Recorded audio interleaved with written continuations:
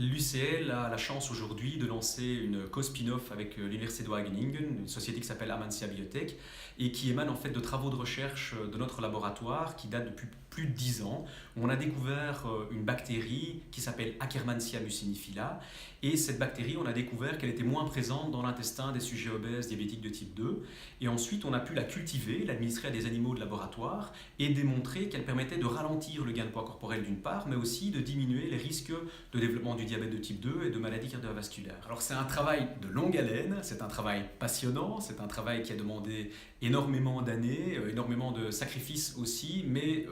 énormément de partenaires. En fait, c'est un travail qu'on ne peut absolument pas réaliser tout seul et auquel je n'avais jamais pensé en tant que professeur d'université. Alors on a été évidemment bien encadré par l'ensemble des acteurs de la Sopartec à l'UCL et puis on a eu la chance aussi avec l'Université de Wageningen d'avoir une certaine compatibilité qui nous a amené à cette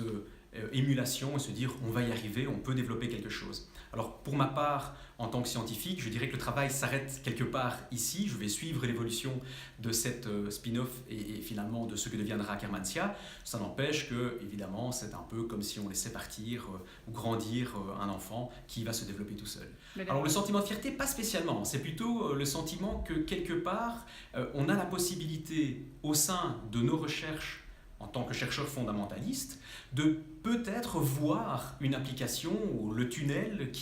cette lumière au bout du tunnel en se disant je ne suis pas capable de faire cela, c'est pas mon but, c'est pas mon métier, mais ma recherche pourra peut-être être appliquée à plus large échelle et bénéficier à le plus grand nombre de personnes possible. Et donc ça c'est peut-être une fierté de se dire que finalement oui, tout ne reste pas dans les tiroirs, c'est pas juste une publication, mais il y aura peut-être une application.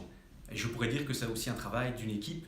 d'une très grande équipe. Je ne suis pas du tout seul à avoir réalisé ça. Alors la spin-off aura pour but de pouvoir développer un produit à base d'Akkermansia, qui est un produit nutritionnel, et elle va également, cette fois-ci, rendre publiquement accessible cette bactérie, et elle aura aussi, au cours de son développement, cette spin-off, la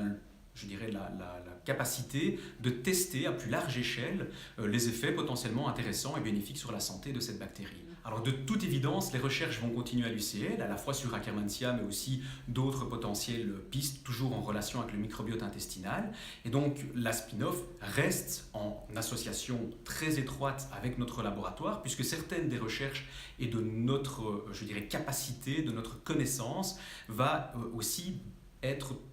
mise en avant et pourra être utilisée pour les bénéfices de la spin-off de l'UCL. C'est quelque chose qui est évidemment, impensable parce qu'au départ, quand on a réalisé notre recherche, quand on a fait nos découvertes, jamais on s'est dit on va avoir un produit, puisque ce n'est pas le schéma de pensée du chercheur classique. Par contre, c'est petit à petit, avec notre entourage, notamment le développement et les cellules de développement technologique de l'université, qu'on nous amène en nous disant vous avez quelque chose d'unique, c'est une opportunité unique au monde ici de pouvoir transposer une recherche fondamentale de notre laboratoire qui, honnêtement, il y a 10 ans, je n'aurais jamais imaginé qu'on puisse y arriver aujourd'hui.